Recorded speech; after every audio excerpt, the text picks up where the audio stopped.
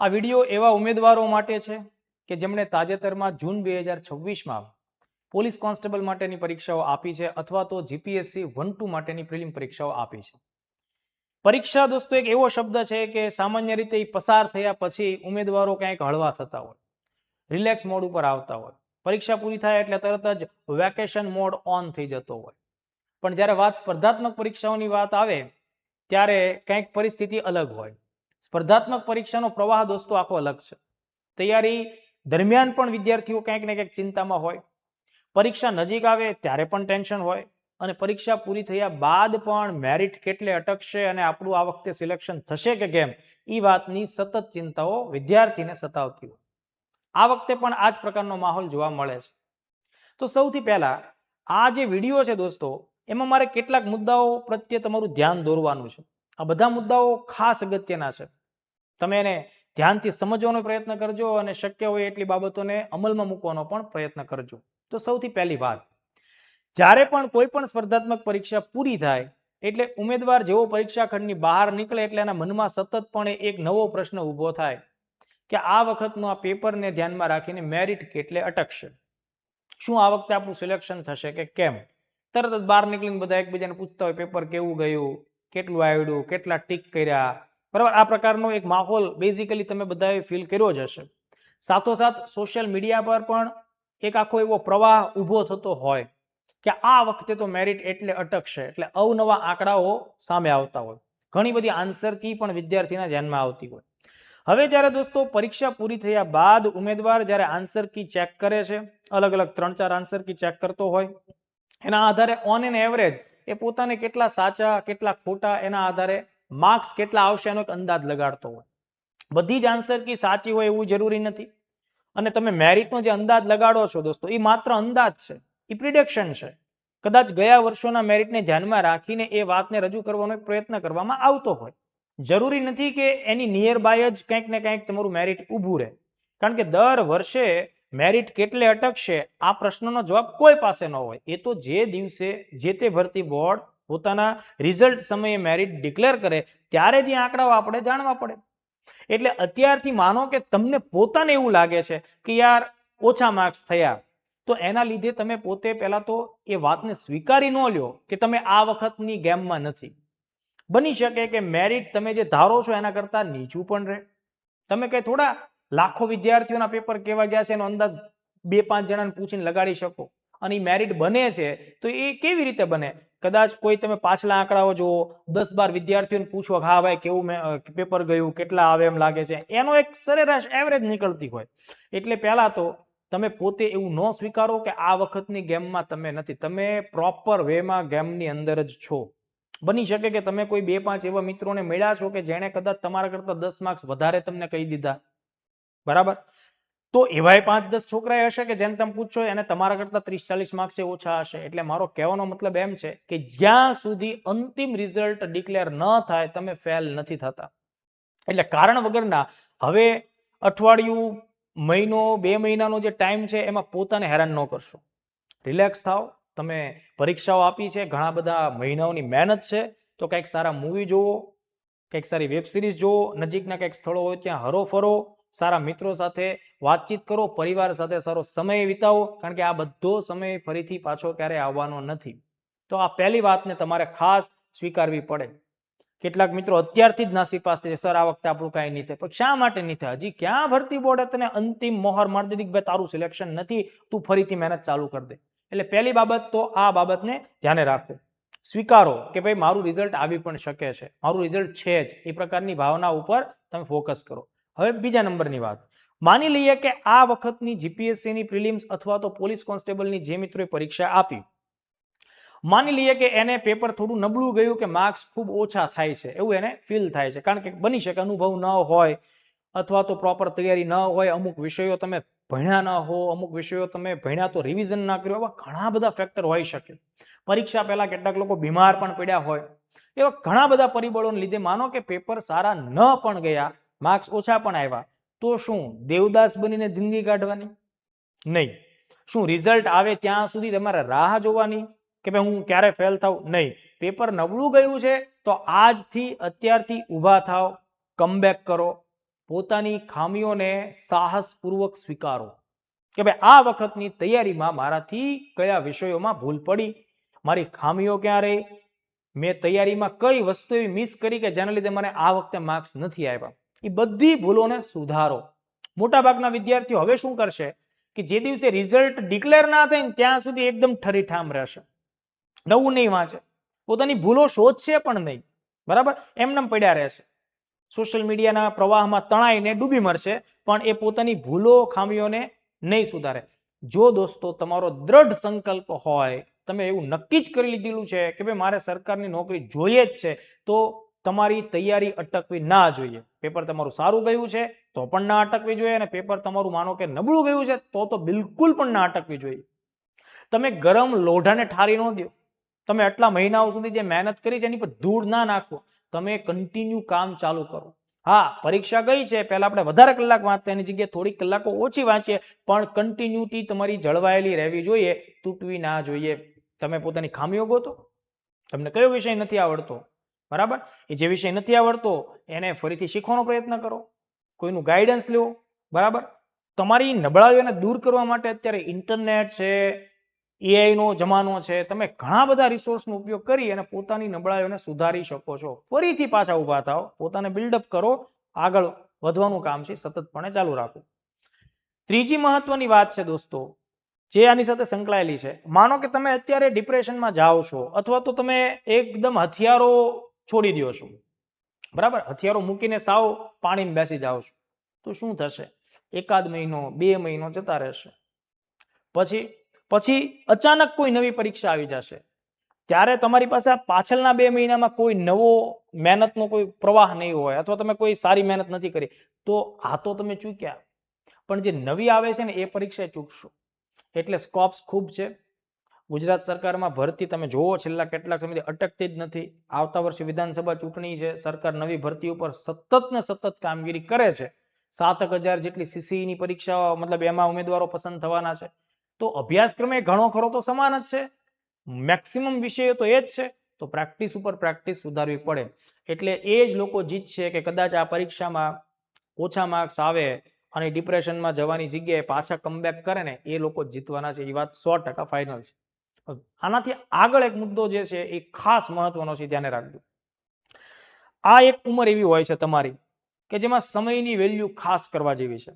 તમારી ઉપર social responsibilities છે, નથી તો આવનારા સમયમાં આવવાની જ છે. આર્થિક રીતે પણ તમે એવું અનુભવતા હશો કે તમારે પગભર થવાની ખાસ જરૂર છે.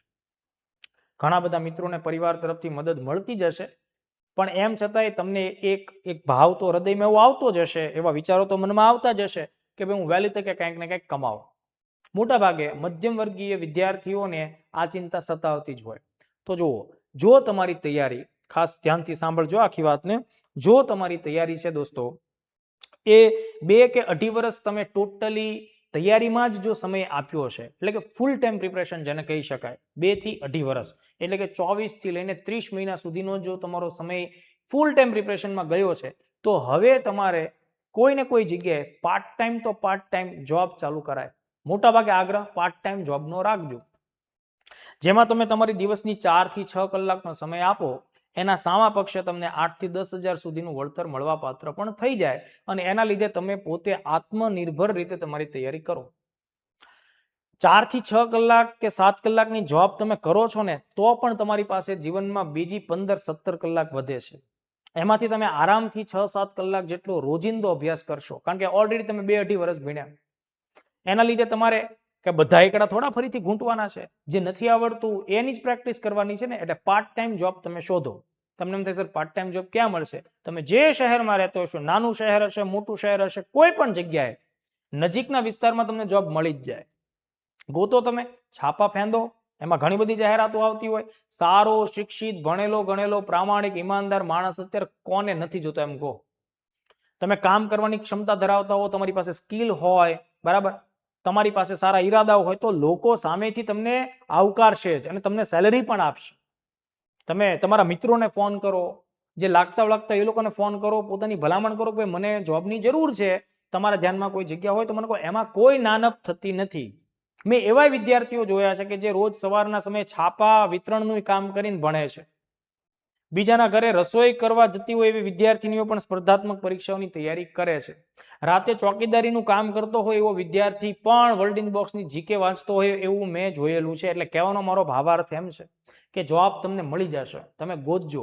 પાર્ટ ટાઈમ જોબ કરવાથી તમને સમયની વેલ્યુ થશે, દુનિયાદારીની ખબર પડશે, બરાબર, પોતાની સેલ્ફ વેલ્યુ કેટલી છે એનો ખ્યાલ આવશે અને એ તમને મજબૂત બનાવશે. હા, કેટલીક ઠોકરો મળે તો એ ઠોકરોથી તમારું જીવન સમૃદ્ધ થશે, મજબૂત બનશે, એ વાતમાં પૂર્ણ વિશ્વાસ રાખજો. હું એક ઉદાહરણ આપું કે આપણે ત્યાંથી વર્લ્ડ બોક્સ એકેડમી ગાંધીનગરના વિદ્યાર્થી પીએસઆઈ રાહુલભાઈ ચૌધરી, એ પીએસઆઈમાં ઓલ ગુજરાત પહેલા નંબર ઉપર એ ઉમેદવાર હતા. એમણે પણ ઘણી તૈયારી કરી હતી, 3 વર્ષથી પણ વધારે ટાઈમ લાગ્યો હતો. જે તે સમયે 2-4 પરીક્ષાઓમાં નિષ્ફળતા મળી ત્યારે એમણે પાટણ આસપાસના વિસ્તારમાં એક ટ્રેક્ટરની એજન્સી હતી ને, તેમાં એમણે જોબ ચાલુ કરી હતી. તો પાર્ટ ટાઈમ જોબ પણ એમની ચાલતી હતી અને સાથોસાથ પ્રિપરેશન પણ ચાલતી હતી. પછી જ્યારે પીએસઆઈની પરીક્ષા આવી ત્યારે તેઓ અહીંયા મારે ત્યાં વર્લ્ડ બોક્સ ગાંધીનગરમાં પેપર સેટર તરીકે કામે લાગ્યા હતા કે ભાઈ આ પ્રકારના પ્રશ્નપત્રો તૈયાર કરવા. તો એમણે પણ તૈયારી દરમિયાન આ પ્રકારના નિર્ણયો લીધા. આવા તો પુષ્કળ વિદ્યાર્થીઓ હશે. તો એ ખાસ આપણે સમજવા જેવી વાત, એને ધ્યાને રાખવી જોઈએ. આગળનો મુદ્દો એ છે કે ભાઈ જો મેં તમને અગાઉ પણ કીધું કે તમારો દ્રઢ સંકલ્પ છે ને તો તમારે થોડી ધીરજ રાખવી પડશે. એવું નથી કે ઇન્સ્ટન્ટ તમે આવ્યા, પરીક્ષાઓ આપીને જસ્ટ રિઝલ્ટ નીકળી ગયા. એવા બહુ જ અપવાદ લોકો હોય કે જે પોતાની પહેલી ટ્રાયલમાં કે પહેલી જ પરીક્ષામાં સફળતા પ્રાપ્ત કરે. હા, એવું હોય, એવા વિદ્યાર્થીઓ પણ હોય, પણ બધા એવા હોતા નથી. એ રેર કેસ છે એમ તમારે સમજીને ચાલવું પડે. તો તમારી ધીરજ હોવી જોઈએ.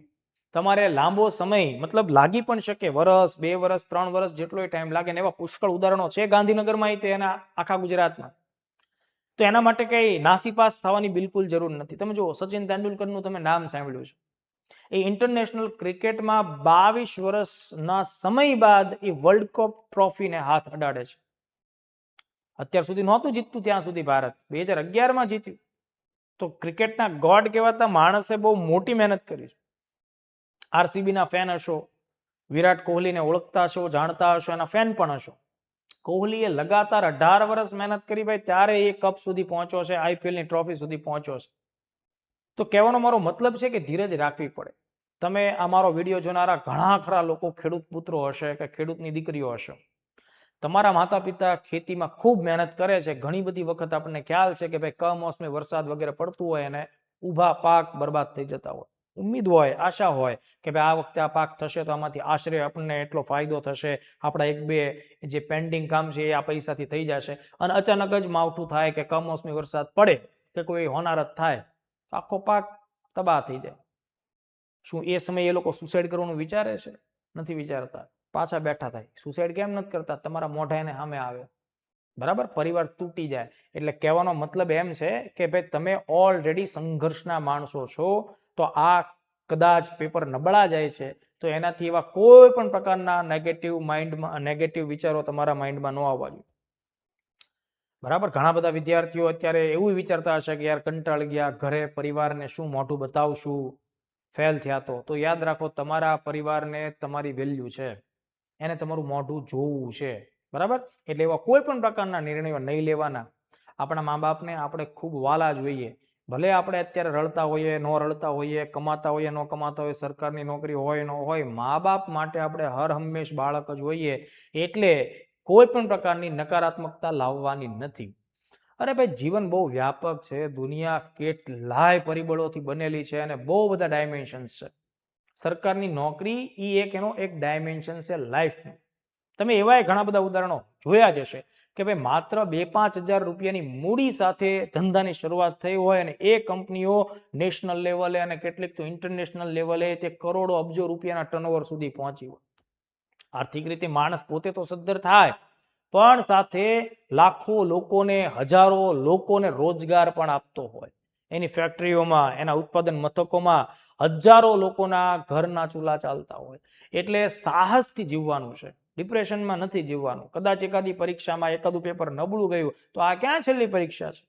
બરાબર, અહીંયા ક્યાં જીવન હારી જાય છે? અને હજી તમારે જીવવાનું છે, કેટલા તમારા વર્ષો બાકી છે, એન્જોયમેન્ટથી જીવવાનું છે, અનેક લોકો માટે સારા કાર્યો કરવાના છે.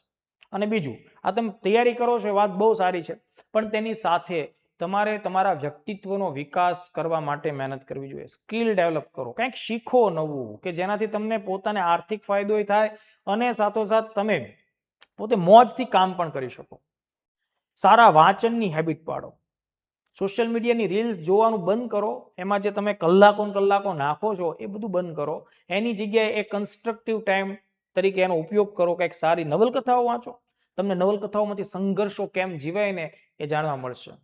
અને તમને કદાચ જો તમે મૂવી જોતા હશો કે વેબ સિરીઝ જોતા હશો, બરાબર, કે તમે નવલકથા વાંચતા હો, તમને હંમેશા છે ને એટ્રેક્ટ કઈ વસ્તુ કરે? સ્ટ્રગલ. માનો કે તમે એક મૂવી જોવો છો, એમાં હીરો કોઈ સ્ટ્રગલ કરતો જ નથી, સમજો.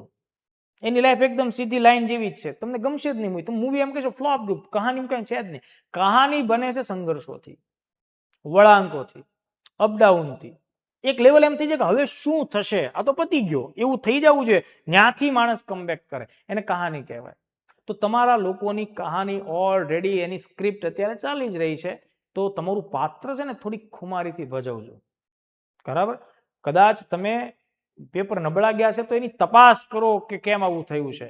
પણ સાવ હાથ ઉપર હાથ ધરીને બેસી ન જાઓ, નબળા વિચારો ન કરો, બરાબર. બહાર નીકળો આ બધી બાબતમાંથી. પરીક્ષાઓ આવતી જ રહેશે, તમારી તૈયારી સતત ચાલુ રાખો. ખૂબ બધું તમારે જીવવાનું છે અને બહુ બધા લોકો માટે જીવવાનું છે, તમારા પરિવાર માટે જીવવાનું છે, બરાબર. તો એના માટે તમે સંકલ્પબદ્ધ થાઓ. તો બસ મારો ઈરાદો એ જ છે. ટેન્શન ના લેશો, પેપર્સ તો આવતા રહેવાના છે. તમે તમારી મહેનત ઉપર ફોકસ કરો, ધાર કાઢો, બરાબર. જેમ કેટલાક લોકોને મહાન કાર્યો કરવા માટે સમય લાગ્યો છે, એમ તમને તમારી કારકિર્દીમાં થોડોક ટાઈમ લાગે તો એમાં ખોટું શું છે? આપો ને સમય, ધીરજથી એનો સામનો કરો, પણ હતાશ ન થાવ. તો ફરી પાછા ક્યારેક મળીશું આવા કોઈ મુદ્દા ઉપર.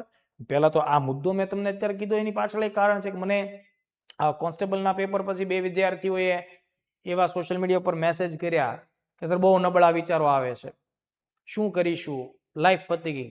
એટલે આ બધી વિચાર, આ જે મેસેજ આવ્યા એટલે પછી મારા મનમાં આ બધા વિચારો ઊભા થયા કે ભાઈ આવું કેમ થાય છે. આવા તો ઘણા વિદ્યાર્થીઓ હશે. એ વાતથી પ્રેરિત થઈ અને હું તમને લોકોને મારો સંદેશો આપ્યો છે. તમને જો આ બધી બાબતો ઠીક લાગે, અમલમાં મૂકવા જેવી લાગે, તો એને કેરી ઓન કરજો. મળીએ. જય હિન્દ, જય ભારત.